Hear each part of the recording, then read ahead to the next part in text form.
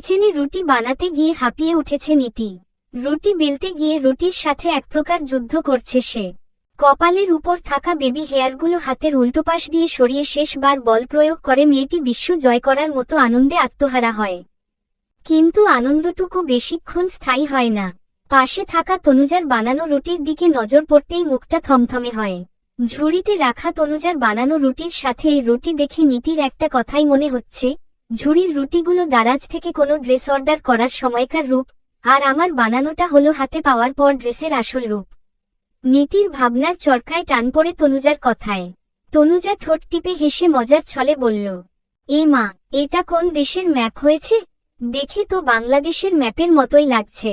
নীতি ঠোঁট উল্টাল, বলল, ধাত, আর বলো না তো, এমনিতেই নিজের বানানো রুটি দেখে নিজেই লজ্জা পাচ্ছি। বলে আর লজ্জা দিও না। তনুজা এগিয়ে এসে শাড়ির আঁচলের আস্তিন হাতে তুলে নেয়। মুখে স্মিত হাসি ঝুলিয়ে আলতো হাতে নীতির কপালে লেপ্টে থাকা আটার ডো মুছে দেয়। অমায়িক হেসে বলল, সরি, এমনি মজা করে বলেছি। আর রুটি বানানো, ঘরকন্নার কাজ এগুলো করতে করতেই শেখা যায়। আজ প্রথম করেছো তাই এরকম হয়েছে। ধীরে ধীরে সুন্দর হবে। এবার তুমি দাও তো আমার কাছে, আমি করে দিচ্ছি। তুমি দেখো কেমন সুইট ভাবিমনি। আমি কিচ্ছুটি মনে করিনি, তবে আমি আরো ট্রাই করতে চাই। তনুজা প্রত্যুত্তরে মৃদু হাসে। নীতি তার সর্বোচ্চ মনোযোগ প্রচেষ্টা চালিয়ে আরেকটা রুটি বানায়, কিন্তু এবারেও আঁকাবাঁকা মানচিত্র হয়। রুটির দিকে কিছুপল তাকিয়ে থাকতে থাকতে নীতির মুখে অর্ধচন্দ্রের ন্যায় বাঁকা হাসি ফুটল। খুঁজে খুঁজে একটা বড় বাটি বের করে সেটা বসিয়ে ঝট করে কেটে নেয়। পরপর কাটা অংশ তনুজাকে দেখিয়ে ভাব নিয়ে বলে, টান টানান, এই দেখো এটা চলবে। তনুজা মজা করে জবাব দেয়, শুধু চলবে নয়, একদম দৌড়াবে। ডাইনিং টেবিলে পাশাপাশি চেয়ারে ইভান দিব্য বসে, বড়রাও আছে। তনুজা নীতি সার্ভ করছে। দিব্য ইভানের দিকে ঝুঁকে ফিসফিসিয়ে বলে, আমার মনে হচ্ছে তৃষার এই ব্যাপারটার সাথে তুই কোনো না কোনোভাবে কানেক্ট আছিস। পরশু রাতেই আমার ডাউট হয়েছিল, আজকে তোর মুখের এক্সপ্রেশন দেখে সন্দেহটা তীব্র হচ্ছে। সকালে চায়ের আলাপনে নজরে আসে খবরের কাগজের উপরের পাতায় থাকা চেনা একটা মুখ, সাথে বড় বড় অক্ষরে লেখা হেডলাইন দেখে উপস্থিত বড়রা উৎসুক হয়ে পড়তে থাকে। বিশিষ্ট ব্যবসায়ী তানভীর চৌধুরীর মেয়ে তৃষা চৌধুরীর বাসগৃহ থেকে মাদকদ্রব্য উদ্ধার করা হয়েছে। মাদকদ্রব্য নিয়ন্ত্রণ আইন অনুযায়ী তাকে গ্রেফতার দেখানো হয়েছে। দিব্যর প্রশ্নে ইভানের মাঝে কোনো ভাবান্তর দেখা গেল না। দিব্য উত্তর না পেয়ে ফের বলল, পরশু রাতে তৃষার সাথে আমার রাস্তায় দেখা হয়। ইভান খাবার চিবুতে চিবুতে বলল, আমি শুধু ভাবছি তোর হাতের চর থাপ্পড় খেয়েও এখনো কি করে সুস্থ আছে। কথায় আছে না, মেয়ে মানুষের প্রাণ হলো কই মাছের মতো। এই মেয়ে তার জ্বলন্ত উদাহরণ। থেমে সন্দিহান স্বরে ফের বলে দিব্য, ভাগ্য ভালো ছিল ওর ওই মুহূর্তে তোর ফ্রেন্ড আসে। পুলিশ ভ্যানের শব্দে আমি প্রথমে চমকাই, পরে সেখান থেকে সজীবকে নামতে দেখে একটু হলেও স্বস্তির নিঃশ্বাস ফেলি। পরপর অবাক হয়ে তৃষাকে অ্যারেস্ট করাই। আমার তখনই মনে হয়েছিল এর মধ্যে কিছু একটা আছে। আচ্ছা এবার বল, এরকম ছোটখাটো ব্যাপার তো অহরহ ঘটছে, তা পত্রিকার প্রথম পাতায় ছাপানো। তারপর ইভান থামিয়ে দিয়ে বলল, সব সময় সব অপরাধের বিচার প্রকৃতির উপর ছেড়ে দিতে হয় না। ও যা যা করেছে সেই তুলনায় এটা কিছুই না। ওর একটা শাস্তি পাওয়া দরকার ছিল। চাইনি যা ঘটেছে নতুন করে সবার সামনে আসুক। দ্বিগুণ তারপর সোসাইটিতে বিষয়টা ঘাটাতে চাইনি, যেখানে সবকিছু ধীরে ধীরে স্বাভাবিক হয়ে গিয়েছে। ওর সম্পর্কে খোঁজখবর নিয়ে প্রমাণ পেয়েছি ও ড্রাগ অ্যাডিক্টেড। আর একটা মস্তিষ্ক তখনই বিকৃত হয়, কুরুচিপূর্ণ হয় এর জন্যই। তাই ওর এই বিষয়টাকে হাতিয়ার করে একটু সাজা দিতে চেয়েছি, এর বেশি কিছু নয়। মাদকদ্রব্য নিয়ন্ত্রণ আইন 2018 অনুযায়ী ইয়াবা অ্যালকোহল জাতীয় মাদকের ব্যবহার, সেবন, বহন, বাজারজাত করা এসবের সাথে জড়িত ব্যক্তিকে প্রমাণের ভিত্তিতে অর্থদণ্ড, কারাদণ্ড দেয়া হয়। সজীবের সহযোগিতায় এটা সহজ হয়েছে। কথার মাঝেই দিব্য ঝট করে বলে উঠল, উকিল ধরে টাকা দিয়ে জামিন নিয়ে নিবে। অতটা সহজ হবে না, এই জন্য খবরটাকে রমরমা করতে পত্রিকায় ছাপানো হয়েছে। আপাতত 2-3 বছরের কারাদণ্ড যাতে হয় সেই ব্যবস্থা করতে হবে। দিব্য বাঁকা হেসে বলল, গ্রেট আইডিয়া। সেদিন লিমনের থেকে সবটা শুনে ইভান ওর ফ্রেন্ড এসপি সজীবের সাথে পরামর্শ করে। নীতি বাহু দিয়ে তনুজাকে গুতা দিয়ে ইশারা করে। তনুজা বোকা বোকা চোখে চেয়ে ইশারায় বোঝায়। কি? নীতি নিম্নস্বরে বলে। সবাই খাবার খেতে ব্যস্ত, ওনারা দুটো কি এত ফিসফাস করছে বলতো? তনুজা চোখের কালোমণি ঘুরিয়ে এদিক ওদিক চাইল, ঠোঁট উল্টে বলল, আই হ্যাভ নো আইডিয়া। কয়েকদিন পর কনকনে শীতের সকালে মাটিতে থাকা আর্দ্রতা উপরে ওঠে কুয়াশার আকার নেয়। ধীরে ধীরে কুয়াশার ধ্রুমজাল চারিদিকে বিস্তৃত হয়। সেই সময় প্রকৃতিতে এক রোমাঞ্চকর অনুভূতির সৃষ্টি হয়। এক ফালি মিষ্টি রোদ্দুর ধীরে ধীরে কুয়াশার চাদরকে গ্রাস করে রোমাঞ্চকর অনুভূতিকে তীব্র করে তোলে। শীতের সকালে মিষ্টি রোদের সোনালি আভায় রুমজুড়ে দারুণ পরিবেশ বিরাজ করছে। এই রোমাঞ্চকর অনুভূতি সম্পন্ন পরিবেশেও রুমে ঢুকতেই তনুজার কপালে বিরক্তির ছাট পড়ল। বিছানায় নজর পড়তেই মুহূর্তেই বিরক্তির ছাপ চোখে মুখে প্রকট হয়। সামনে দাঁড়ানো ইভানের দিকে তীক্ষ্ণ দৃষ্টিতে চেয়ে বলল, ইয়া আল্লাহ, রুমটাকে তো জঙ্গল বানিয়ে ফেলেছেন দেখছি। এত শার্ট সব ছড়িয়ে ছিটিয়ে কি করেছেন এসব? ইভান শার্টের বাটন লাগাতে লাগাতে তনুজার দিকে একপল চেয়ে বলল, তোমাকে তো সেই কখন থেকে ডাকছি, তুমি তো কাজে মশগুল ছিলে। সব দিকে তোমার নজর থাকলেও আমার দিকে নেই। সাদা শার্টটা খুঁজে পাচ্ছিলাম না। তনুজা প্রশ্ন ছুড়ল, পাছে পেলেন কিভাবে? ইভান মুখটা কাচুমাচু করে কণ্ঠ খাদে নামিয়ে বলল, সোফায় নজর পড়তেই দেখতে পাই। তনুজা দীর্ঘশ্বাস ফেলে এলোমেলো শার্ট গুছাতে গুছাতে বলল, আপনার ড্রেস তো সেই সকালেই বের করে রেখে দিয়েছি, রুম থেকে বেরোনোর আগে বলেও দিয়েছি। ইভান পিছন থেকে জড়িয়ে ধরে তনুজাকে, কাঁধে থুতনি রেখে বলল, সরি, তখন ঘুমের রেশ ছিল তাই পরবর্তীতে খেয়াল হয়নি। তনুজাকে ঘুরিয়ে নিজের দিকে নেয়, হাত থেকে শার্ট নামিয়ে দিতে দিতে বলে, রাখো তুমি এগুলো, বুয়া গুছিয়ে দিবে। তনুজা সরু চোখে চায়, কপট রাগের আভা চোখে মুখে নিদারুণ ফোটানোর তোড়জোড় চালায়। তনুজার রাগী চোখে চেয়ে ইভান মুচকি হাসে। পরপর তনুজার নাকে টোকা দিয়ে ওর কাঁধের উপর দিয়ে দুই হাত রেখে আলতো স্বরে বলল, এসব রেখে তোমার বরের দিকে নজর দাও, সে অফিস যাচ্ছে, দীর্ঘক্ষণ দেখা হবে না, এখন প্রাণ ভরে তাকে তার মিসেসকে দেখতে দাও। ইভানের গলায় ঝুলিয়ে রাখাটাই দুই হাতে ঠিক করতে থাকে তনুজা। তোত্তারা করে বলল, তার দেখা তো ইহজন্মেও শেষ হবে না, এদিকে আমার কাজ আছে। ইভানের বদনখানি ম্লান হল, বলল, তোমাকে দেখার মাঝে কি পরিমাণ যে শান্তি পাই তা তোমাকে বলে বোঝানো যাবে না। থেমে 3 সেকেন্ড পরপরই প্রশ্ন করে উঠল Ivan, do you feel my absence when I am not around? Tanuja মনে মনে হাসল, টাইয়ের নাট টাইট করতে করতে ছোট করে জবাব দেয়, হু। ইভান আহত হয়ে আফসোস নামাল কণ্ঠস্বরে, এক শব্দে, হু। আমি তো এক্সপেক্ট করেছিলাম, আমি যখন তোমার আশেপাশে থাকি না তোমার কেমন শূন্যতা অনুভব হয় সেটা মিনিমাম রচনাকারে বলবে। আমি তো রোজই বলি, ভেবেছিলাম আজ তোমার থেকে শুনব তোমার অনুভূতি। ইভানের গলা আলগোছে দুই হাতে জড়িয়ে ধরে তনুজা, স্মিত হাসি চাঁদ বদনখানিতে রেখে মিহি স্বরে বলল, yes, when you with me I am forget all my sorrows and pain. Your presence give peace to my soul. I want to always be will you. I also. সুন্দর রোমান্টিক কথাবার্তার মাঝে কর্কশ ফোনের রিংটোনটা ভিলেন হয়ে দাঁড়ায়। ইভানের ফোনটা ক্রিং ক্রিং ক্রিং শব্দ তুলে বাজতে থাকে। মুহূর্তেই ইভানের মুখে বিরক্তিতে ছেয়ে যায়। ফোন তুলে কথা বলে গায়ে কালো রঙের ব্লেজার জোড়াতে জোড়াতে তনুজাকে ডাকল। তনুজা। শার্ট ভাঁজ করতে করতে মাথা ঘুরিয়ে পিছু তাকায় তনুজা। উত্তরে বলল, হু। সন্ধ্যায় রেডি হয়ে থেকো, ডক্টরের কাছে যাব তোমাকে চেক আপ করাতে।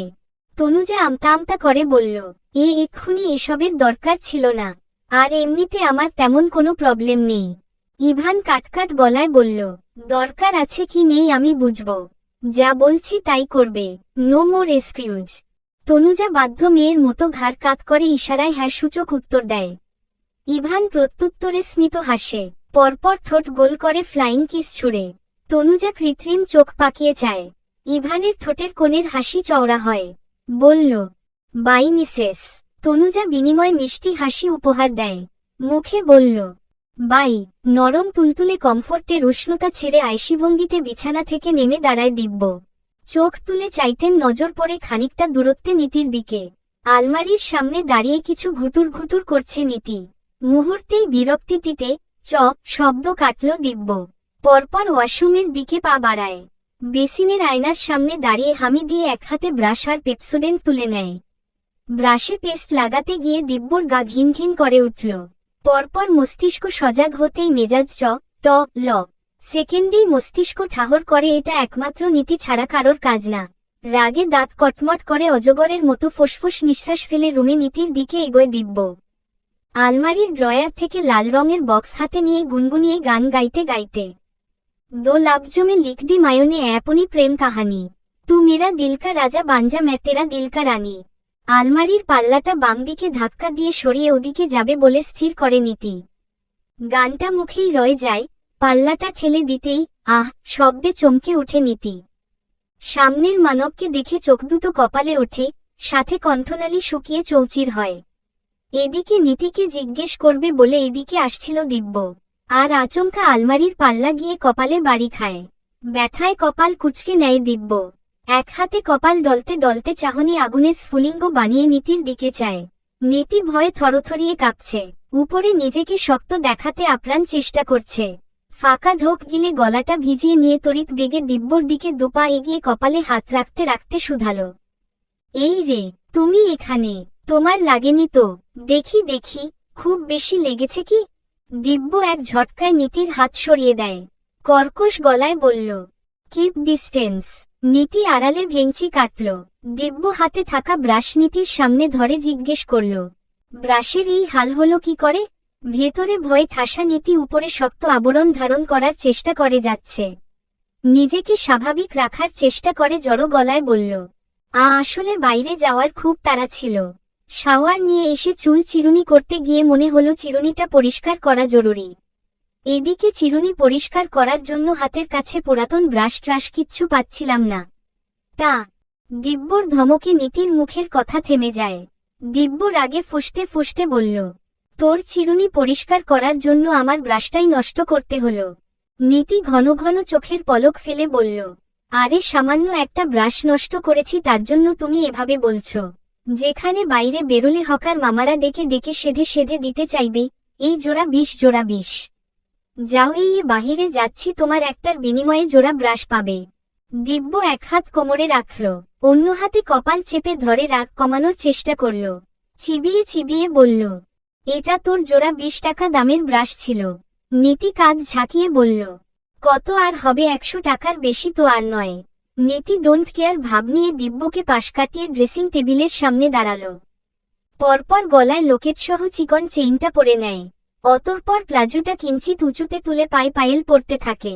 নীতির সকাল সকাল সাজগোজ দেখে দিব্যর কপালে ভাঁজ পড়ে। দিব্য ভাবে এই মেয়ের সাথে কথা বললেই মেজাজ তুঙ্গে উঠবে, তাই সিদ্ধান্ত নেয় কিছুই বলবে না। হাতের ব্রাশটা শব্দ করে ছুঁড়ে ফেলে গটগট পা ফেলে ব্যালকনিতে যায়। 2 হাত ট্রাউজারের পকেটে গুজে রাস্তার দিকে চেয়ে দিব্য। এমন সময় কর্ণগোচর হয় মেয়েলি রিনরিনের স্বর, কার্ড দাও। গায়ে অফ হোয়াইট সালোয়ার স্যুট, হালকা ব্রাউন কালার করা সিল্কি খোলা চুল, কাঁধের এক পাশ দিয়ে ওড়না ঝুলানো, অপর পাশে একগাছি চুল। শ্যাম্পুর ঘ্রাণ দিব্যর নাকে বাড়ি খায়। খোলা জায়গায় বাতাসে ছড়িয়ে তীব্র হয় ঘ্রাণ। সম্বিত ফিরে পেয়ে দিব্য কপাল গুটিয়ে শুধোয়। কার্ড? কিসের কার্ড? সামনে থাকা চুলগুলো এক হাতে বাড়ি মেরে পিছনে দেয় নীতি। তীক্ষ্ণ চাউনিতে চেয়ে তোত্তারা জবাব দেয়, যেভাবে বলছো মনে হচ্ছে এই প্রথম কার্ডের নাম শুনছ। আর আমাকে দেখে কি তোমার মনে হচ্ছে আমি তোমার কাছে রেশন কার্ড চাইছি? 2 হাত নিজের ড্রেসের দিকে ধরে দেখিয়ে বলতে থাকে, সেজেগুজে আমি তোমার কাছ থেকে রেশন কার্ড নিয়ে লাইনে দাঁড়াবো চাল ডাল তুলতে? বাজে বকবকানি রাখো। চেঁচিয়ে উঠল দিব্য। নীতির মুখটা থামল, মুখটা থমথমে করে বলল, এটিএম কার্ড দাও, সাথে পিন নম্বর বলে দাও। দিব্যর কপালের রেখা মিলিয়ে যায়। শটান দাঁড়িয়ে সিটি বাজিয়ে নেয়। তারপর বলল, মগের মুল্লুক নাকি? তুই বললেই আমি পিন নম্বর সহ কার্ড দিয়ে দিব। নীতি 2 হাত বুকে ভাঁজ করে, পাল্টা বলে, মগের মুল্লুক নয়, এটা বউয়ের মুল্লুক। হু। হঠাৎ কিছু ভেবে দিব্য নীতির দিকে ঘুরে চায়। নীতির আপাদমস্তক নজর বুলিয়ে প্রশ্ন করল, তা এই সকাল সকাল পেটি সেজে কই যাচ্ছিস শুনি? আবার কার্ড চাইছিস? ঘড়িতে 11টা বাজতে আর 3 মিনিট বাকি আছে। এখনো তোমার কাছে সকাল রয়ে গেছে। সবার দুপুরের ভুরিভোজের তোড়জোড় শুরু হয়েছে। আর তোমাকে বলে কি লাভ, তোমার তো রাত 4টের সময় রাত শুরু হয়, আর বেলা 12টার সময় সকাল শুরু হয়। দিব্য মোটামোটা চোখে চাইতে নীতি থামে। নীতি গাল ফুলিয়ে বলল, you are good for nothing, hold your tongue. Divya শাসিয়ে বলে। নীতি মুখ বাঁকিয়ে বলল, বিয়ে করেছ, কোনো দায়িত্ব আছে তোমার? আমার ফ্রেন্ডের বার্থডে গিফট কিনতে হবে, এখন যদি আমি মাম্মার কাছে গিয়ে টাকা চাই তাহলে কেমন দেখাবে বলো তো? তুই বলেছিস আমাকে, না বললে জানবো কি করে তোর ফ্রেন্ডের বার্থডে কবে? তোর কি লাগবে না লাগবে? দিব্য রুমের দিকে পা বাড়ায়। নীতি পিছু পিছু যেতে যেতে বলল, তুমি কি বাচ্চা শিশু নাকি? হাতেখড়ি দিয়ে শিখিয়ে পড়িয়ে দিতে হবে, বলে কয়ে দিতে হবে। রোমান্টিকতাটাও তো জানো না, সেটাও কি শিখি? দিব্য ঘাড় ফিরিয়ে চাইতেন নীতি জিভ কাটে। দিব্য 5টা 1000 টাকার নোট নীতির দিকে বাড়িয়ে দেয়। নীতি হাতে নিয়ে গুনে চোখ উপরে তুলে বলল, ইয়া আল্লাহ, আম্বানি মন আমার, আর কপালে জুটেছে এমন ফকির। ফকিরের তো তাও একটা পেশা আছে, এর তো তাও নেই, এ তো পুরাই খাঁটি বেকার। ঠোঁট গোল করে তপ্ত নিঃশ্বাস ফেলে দিব্য দাঁত কিরমিরিয়ে বলল, নীতি উল্টাপাল্টা বলে আমার মেজাজ খারাপ না করলে তোর পেটের ভাত পরিপাক হয় না নাকি? সত্যি কথা বললে কেউ যদি রাগে তাতে আমার দোষ কোথায়? দিদুন সেদিন সকালে ডেকে বলল অফিসে জয়েন করতে। ইউএসএ যাওয়ার ভূত মাথা থেকে সরলেও বিসিএস ক্যাডার হওয়ার ভূত একচুল নড়েনি। সারাদিন বন্ধুদের সাথে টইটি করে ঘুরলে ক্যাডার কেন নাইট গার্ডের চাকুরিও পাবে না? হুম, ও গড। অতঃপর নীতির দিকে রাগী দৃষ্টিতে চেয়ে গলার স্বর চড়িয়ে ফের বলল, রাখো তোর সত্যি কথা। তারপর আরো 5000 টাকা বের করে নীতির হাতে ধরিয়ে দেয়। নীতি মুখটা ম্লান করে বলল, আরেকটা সত্যি কথা বলেই নেই, এই বিয়ে হয়েছে বউয়ের সাথে কেমন খ্যাত খ্যাত আচরণ করো। তুই তোকারি করে বলো, কেমন বিশ্রী লাগে। তোকে কি এখন ম্যাডাম ম্যাডাম করে ডাকতে হবে? এক হাতে কপাল চাপড়ে আফসোস করে বলে নীতি, ওহ, বউয়ের সাথে কিভাবে মিষ্টি করে কথা বলতে হয় জানবে কি করে? জন্মের পর তো খাঁটি মধু মুখে ওঠেনি। দিব্য সরু চোখে চেয়ে প্রশ্ন করল, সেই সময় তুই দেখেছিলি? নীতি থতমত খায়। দিব্যর জন্মের সময় ও কিভাবে দেখবে, যেখানে গুনে গুনে প্রায় 3 বছরের বড় দিব্য। নীতি ঠোঁট উল্টে বলল, দেখা লাগে না, কথা শুনেই বোঝা যায়। অনেক দেখা হয়েছে, এবার তুই যেতে পারিস। যাচ্ছি যাচ্ছি বলে 2 কদম এগিয়ে আবার তোরাক করে পিছায় নীতি। কিছু মনে উঠতেই বলল, ভালো পাঞ্জাবি নিতে কোথায় গেলে বেটার হয়, বসুন্ধরায় নাকি আর্নে? আর্ন কথাটা বলেই আচমকা দিব্যর কপালে সূক্ষ্ম রেখার উদয় হয়।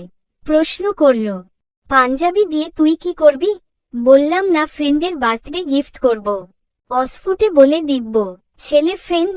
হ্যাঁ, তাছাড়া মেয়ে ফ্রেন্ডকে কেউ পাঞ্জাবি গিফট করে নাকি? আচ্ছা এবার বলো তোমার পাঞ্জাবির মাপ কত? আমার ফ্রেন্ডের হাইট আর বডির মাপ তোমার মতোই হবে, তোমার মাপটাই অ্যাকুরেট হবে। জলদি তোমার মাপটা বলে ফেল। দিব্যর রাগের মাত্রা আচমকা তরতরিয়ে আকাশ ছুল। কষিয়ে ধমক দিয়ে বলল, তুই যাবি আমার সামনে থেকে? সেই তখন থেকে লাগাতার বকবক করেই যাচ্ছিস।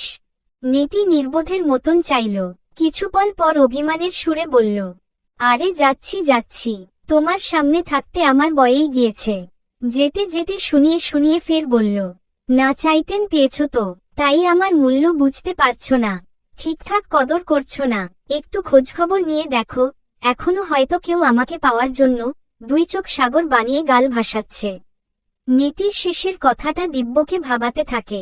অবচেতন মন আওড়ায়, একে পাওয়ার জন্য এখনো কে আবার কান্না করে বন্যা বয়ে দিচ্ছে? না চাইতেও আচমকা রাগের পারদ তোরা উঁচুতে উঠল দিব্যর। চলবে।